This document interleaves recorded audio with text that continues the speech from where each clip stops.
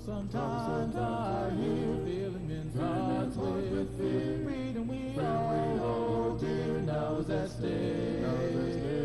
Your heart to God, save from the chasing wrong. Seek the way, pilgrims strive, Christians away. My Jesus is coming soon, morning or night or noon. Many will meet their doom. Trumpets will sound, and all of the day. I'm proud you've joined us. I think you're going to enjoy the program today. I'm going to enjoy it because one of my friends is here, and it is now Captain Mike Alexander. Is it Michael or Mike? Yeah, it's Mike. Technically it's Michael, but I go by Mike. Yeah. Captain, good to have you here. Yeah, it's great to be here. Now, the last time you were here, it was Commander Alexander. Right. You were commander of the South Precinct. Yes, sir. But now, is it called Precinct? Am I right? Yes, that's right. That's right. And now you have been moved, you've been lateral move, as I understand. Right. And you're over SID. Right. Which is? That's Specialized Investigations Division. And what does that entail? We do narcotics investigations. We have a gang unit there. Also drug interdiction, run the Crime Stoppers program, as well as the counterterrorism unit for the department. That's a big job. And a lot of different components there. And you can't talk about a bunch of that, can you? Quite a bit of it I cannot. No, sir. That's right.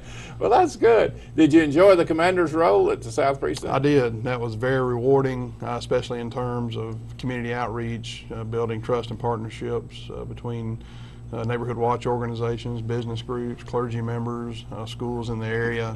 So that role, as well as all of ours, but that's a very rewarding role in terms of the satisfaction of a lot of networking and a lot of, again, building partnerships between the police department and the community. And over these specialized investigation things, that takes away some of that, doesn't it? It does, just due to the nature of the assignment. To a Because you're certain more degree. undercover type. Right. I would assume. Right, and we do have some of our components that reach out and conduct prevention type seminars to groups of employees and things like that related to drugs and gangs from a preventive standpoint. But a majority of the work does involve undercover type operations. You are, drugs, they're damaging our country, aren't they? They are. The drug epidemic, if you will, has a severe impact primarily on families, as we've discussed before, but also on the criminal justice system, and also the number of victims, crime victims that we have due to a suspect in that incident somehow being involved in the drug culture, whether that's buying, selling, and or using. But obviously it's the drug culture is tied to several different crimes. You was rattling that off to me in visiting. You were talking about that, and it's things I didn't even think about. Shoplifting. Sure. Yeah, because we see people that do become addicted are obviously willing to do anything and to steal from anybody, anywhere, just in order to be able to obtain more drugs. So steal from the children, steal from the parents? Sure, your own family. Parents will steal from the children. It's just amazing how many different type crimes are tied into the whole drug epidemic, whether that's theft, shoplifting, robberies, burglaries, aggravated assaults. A majority of the time there's some sort of drug connection, so it's a huge problem for the community.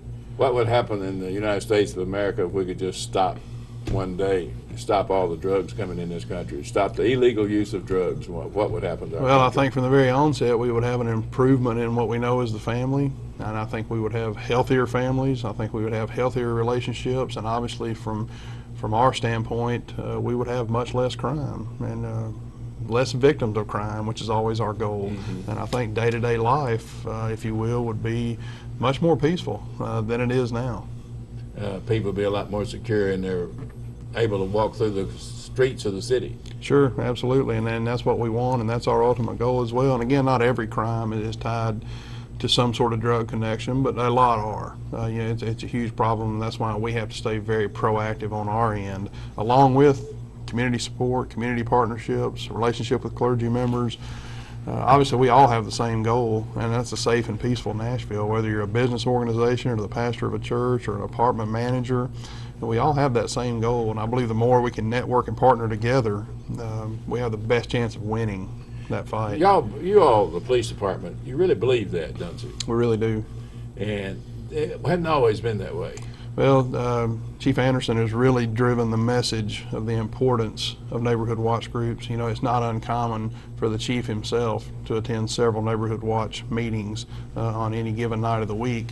And they're not always big meetings. I've seen the chief attend several meetings with 3 or 4 people that are concerned in a neighborhood about a particular issue. So it's all about that grassroots effort, if you will, of getting out of the cars, getting out of the buildings, us, the police, and actually talking to people just to hear what are your concerns. But even more importantly, beyond what are your concerns, how can we work together? And here's a point of contact for you.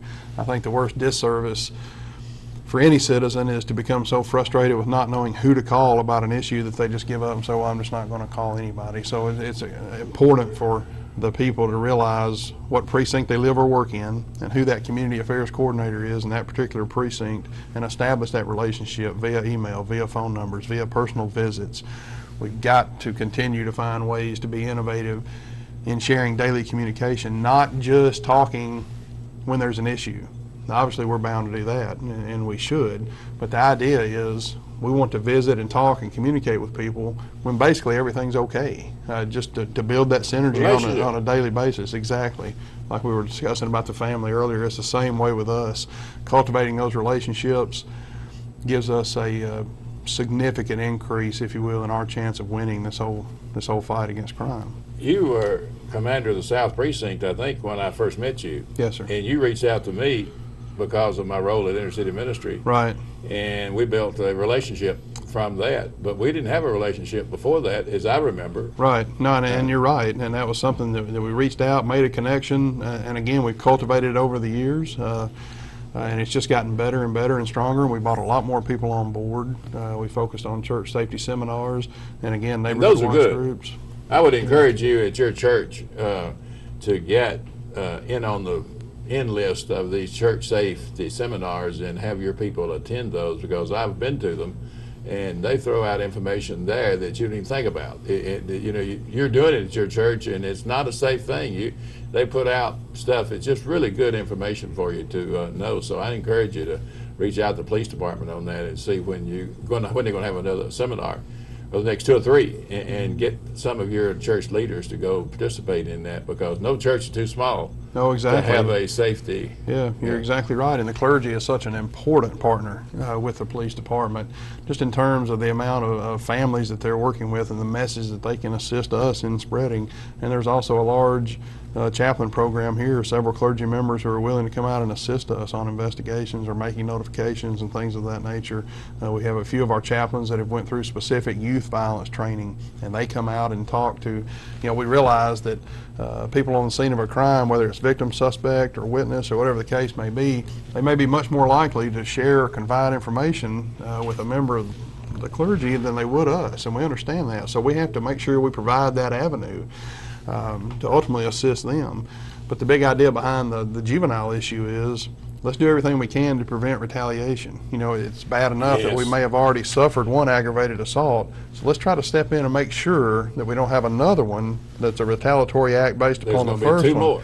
If you don't step in, there'll be 2 more. Exactly. So we, obviously it's not a guarantee, but again, and when I say we, the police department and the clergy, have to be proactive in joining forces together and at least make sure we're doing everything we can, to prevent another act, which just hopefully will prevent another victim. And that's really the goal. I wish that when I get to this new property and get the stuff paid for and get it renovated and everything, I would like for our staff to attend some of those training sessions. I want to have and I want this bad, but I got to get my property fixed first, but I want to have a night team of outreach people on our staff, and they're additional to what we got now. So I've got to raise a lot of money. I got to fund those positions and everything.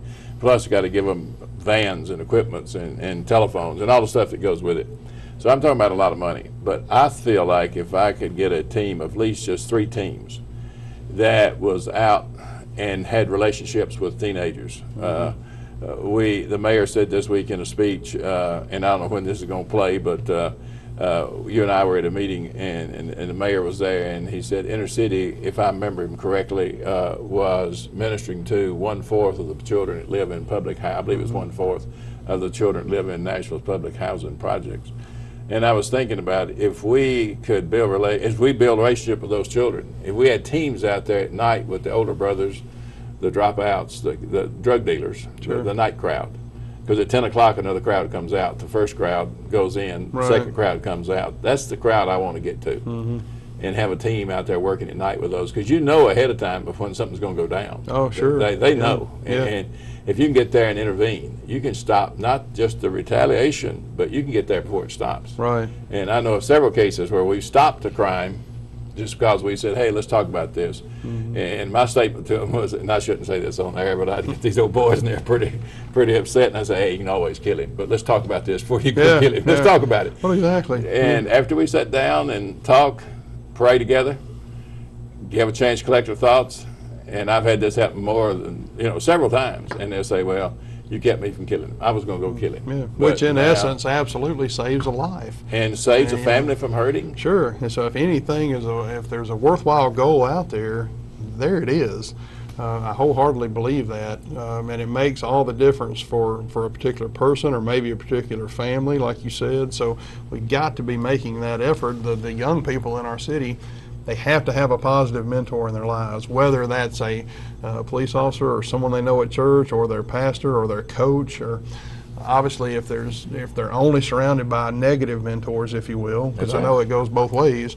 Then chances are they'll follow right along in that path. So they've got to be able to say, here's somebody I can turn to. And I think the type ministry you're talking about provides that. We could. I think about sending two out and then work close together with the police department and just, I think we could avoid a lot of things. I think we avoid a lot of heartbreak. It just tears my heart up when I have to go meet with a family and somebody's been shot, Sure. and it's killed them. And the little kids will always ask the question, does that hurt bad? And you're talking to a 3-year-old child. Did it hurt him bad?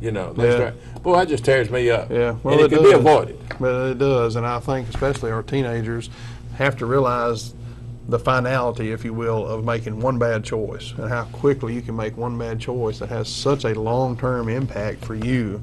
And so stepping in to hopefully redirect, that's really what it's all about. Mike, our kids they're so vulnerable. They live in their lives on survival, instant gratification, lose their temper, don't care about the repercussions, don't even want to think about what this is going to do. Go shoot somebody, go do something bad to somebody, and then you got 30, 40, 50 years, and you got a whole community that's suffering because of this.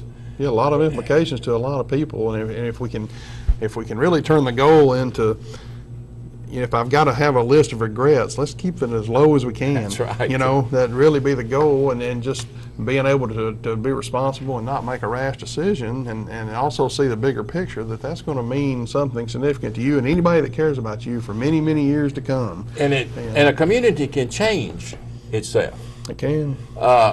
When there's somebody in a community getting mad and you got teenagers getting all riled up and boys and girls and they're starting to talk trash talk and junk talk and all this stuff, instead of a community egging it on, community needs to start smoothing them down, talking them down. Be a positive force in that situation. And we see so many parents in our community that egg things on, and we need to stop egging things on, because it's going to come back and hurt us. It's going to hurt that community. And there's some proactive measures on the part of the police department, just to name a few. The North Precinct under Commander Graves, they put on the summer camps, the GREAT and the DARE related summer camps during the summer that ministers to hundreds of kids, just for an opportunity for the police department to be a positive mentor in the lives of young people. The South Precinct under Commander Paul Trickey does the El Protector program and the Hispanic Teen Academy. Yes. That's a specific outreach to those.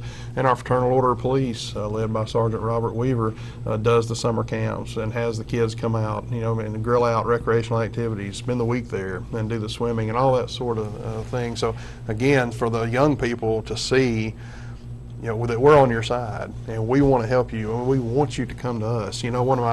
It's always a little bit disheartening. You're walking along in a parking lot and you're in uniform and here comes a parent and a kid, and a lot of times the traditional response or the statement from the parent will be, now you better watch out, he's going to get you, or you better watch out, she's going to get you.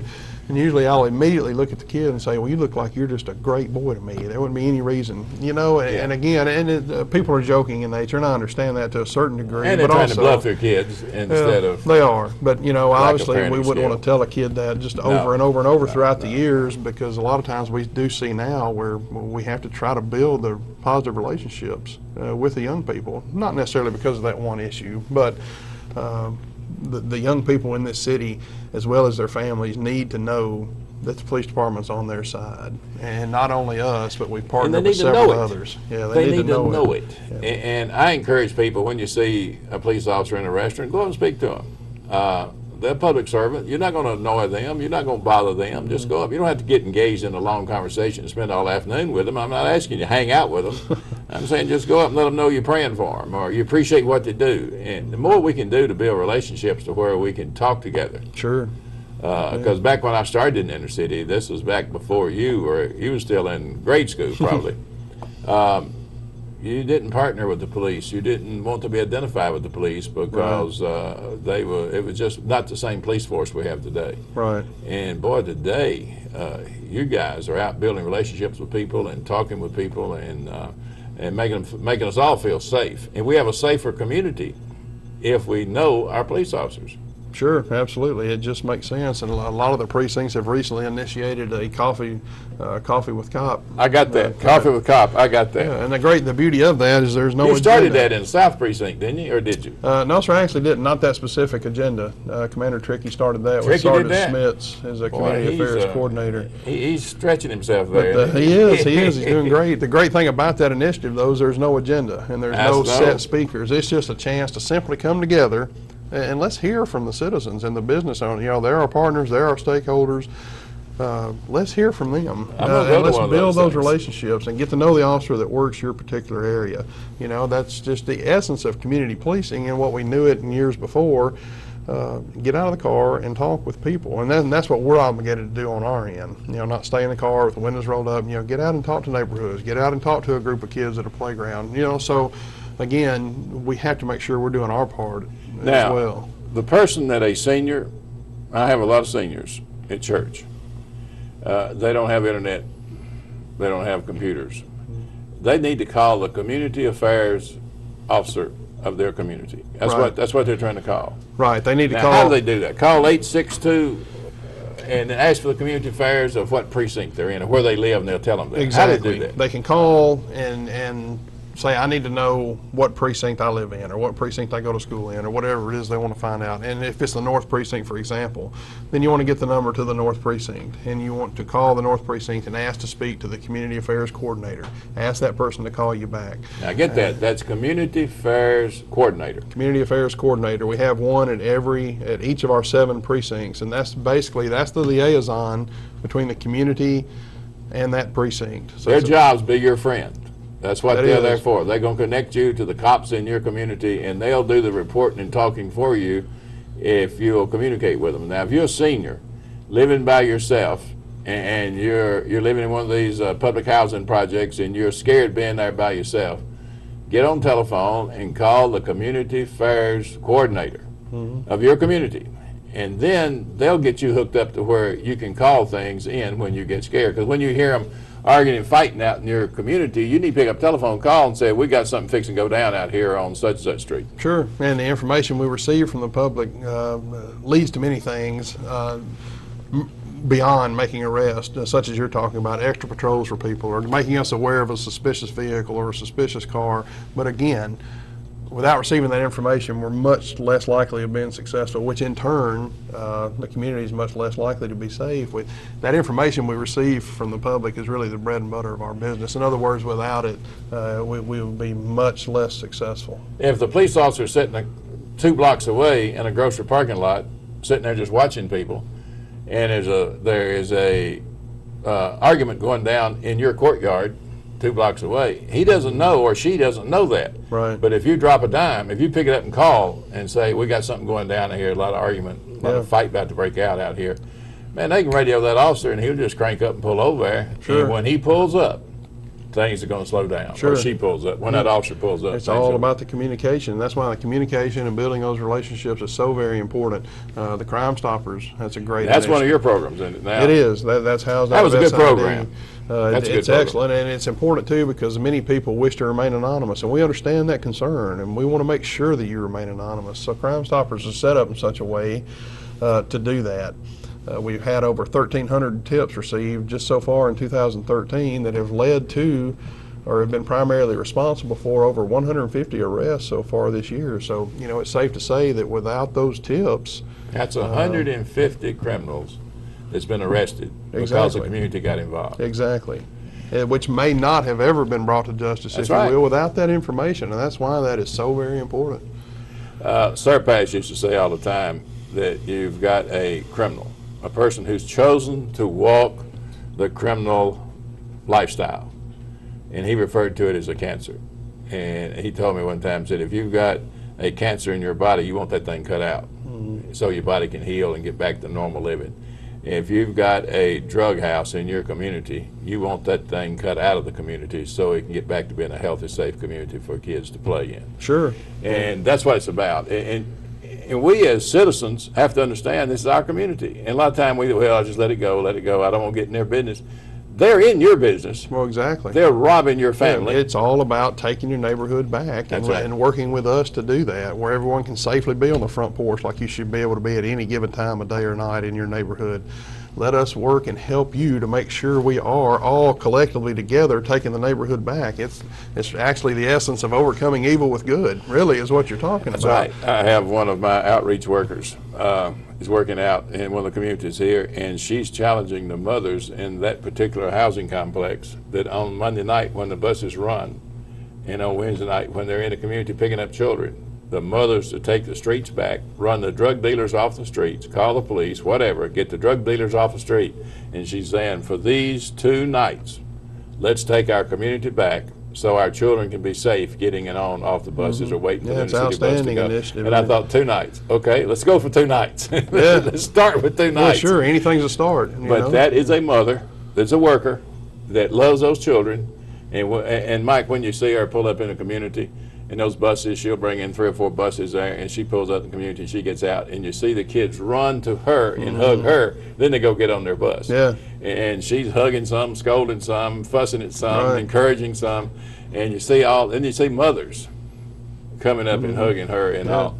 And it lets you know you're making an impact on the community Sure, when you yeah, have that kind of communication. It does, and it feels great to see something like that. And again, that person we were talking about developing those positive mentors in kids' Yes, lives, yes, she would be yes, one, and she yes. should be commended for even having enough initiative and boldness, if you will, to do something like that. And it's so powerful. It is. When that can It take makes place. a And then statement. if you have that going on, then if you have a zone car just pulls up behind you while Sure. they're loading, he just flips the lights on, sitting there watching the children, gets out and greets the children. Man, Sure. all of a sudden you've got the whole community working together. That's what it's all about. And that's sending a message to the drug dealer, the criminal. That's sending a message to him. We'll get Sure you. it is. And again, we want to communicate with our partners, our stakeholders, and everyone that's on our side. Obviously, we want to communicate with them. But like you said, it's also important that the criminal element gets a message that, you know what, not only the police department, but the police department and everybody that's willing to partner with us, you know, we're going to come after you. And we're going to come after you, and we're not going to quit, and we're going to continually come after you, and we will never stop. That's We're an gonna be here important for message to eternity. send. That's right. And we've got to be out in the public and be visible and be proactive in our activities to resonate that message with the criminal element as well. And that's another great thing about Crime Stoppers. It can be very limited information. We don't have to have anything other than here's a house down the street, here's the address, here's what it looks like, there's a lot of traffic coming and going. We'll follow up on each and every one of those, and quite frankly, we've made several large-scale drug arrests just based upon that type of limited information that can be anonymously given. So it's a great program. It helps us and it helps the community. If there used to be, this is back when I worked the streets, I haven't been on the streets so long, the streets don't even know me now. The shoes thrown across a line was a mark that there was a drug deal going on. Is that still No. That don't work anymore? No, that's not the case. People have traditionally heard that over the years. In our era and in today's society and here in our city, that doesn't necessarily have any meaning at all. Well, that's good. I should ask you that off camera, I guess, but I've been out of touch with the streets so long. I don't know. I'm sure you'd still do well out there. The old man's back out here again. That's what they say. And I walked up in one of the communities I used to work a lot, and went in a little restaurant there where you buy a sandwich, and the lady said, "Who are you?" And I thought, man, I've been gone too long. Yeah, that's a clue. Yeah, that's a clue. That's a clue, yeah. It's so important that we work together. And another thing I want to ask you, on the interstate yesterday afternoon, a car pulled over in front of me, lost it, like to have rolled it, did a broad slide, nearly got it straight. He was speeding real fast. Looked like he might be running from somebody. I didn't get close. I was close, but I thought of, then he finally straightened up after about a quarter of a mile or half a mile. I should have called that in, shouldn't I have? We would encourage you to call that in when it's safe for you to do so. Yes. Call the non-emergency number and at least give a vehicle description, what the vehicle was doing, and the last known location that you observed that vehicle. And at the very least, we can put out a be on the lookout to all the cars in that area for that particular subject so that we can try to engage them and see what's going on. So yeah, that would be helpful. Because obviously somebody driving like that, yeah, putting everybody in danger. Boy, he put me in danger. Sure. If I hadn't been alert and the good driver that I am, sure, he could have gotten tangled up with me because he lost it. He did a broadside on 24, and it's scary. Now, what is the number, the non-emergency number? That's 862-8600. That's the non-emergency number. And people can call that, and they've got a lot of operators. There's not just one operator there. Right, there's several operators there. The 862-8600 you can call for any issue that you need whatsoever that's not of an emergency nature. We need to teach our children that number as much as we teach them, not as much as 911, but we need to teach them. I saw a thing on the news last night about a little boy in Texas, 911, somebody broke in his house, and a little brave fella got up, he did and that very dispatcher well. Was good. Yeah. Dispatcher, you get in the closet and be quiet. Just sit there. I'll talk to you. Don't talk to me. Just well, you know, it's a team effort, but the real important point about that is that 12-year-old being bold enough and strong enough to call in, he's part of that team. Yes. He's part of that team effort. And we want our children to feel that way. Absolutely. We want every child in Nashville to feel like they're a team with our government officials and our police department. Mike, thank you for coming and being with us. Thank you, my friend. I appreciate all you do. We're going to be working together in the future, Lord willing. We're going to touch a lot of children's lives. My kids are great kids, aren't they? Absolutely. Those children are precious, and we've got to help them be successful. And I want to get you to come and speak to them when I get in my facility. Well, that'd be great. We look forward to that, and we need to do our part. We're going to have your people there working with us. I think it's about time for us to go. I appreciate you tuning in. When you see a police officer, go up and speak to them, male or female. Let them know that you are on their side and that you appreciate what they're doing, because they get a lot of negative input. They need some positive input because they are part of our community. They are us. We're on the team together, and this is our city, and let's make it a great city. Thanks for tuning in.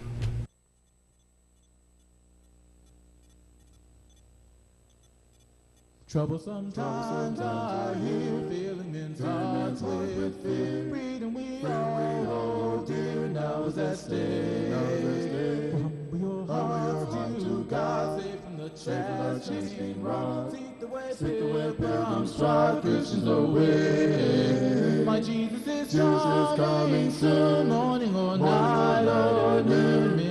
Many will meet their doom. Trumpets will sound, and all of the dead shall rise. Righteous men in the skies. I'm going where no one dies, heavenward bound. Well, troubles will soon be o'er, happy forevermore. When we meet on that shore, free from all care.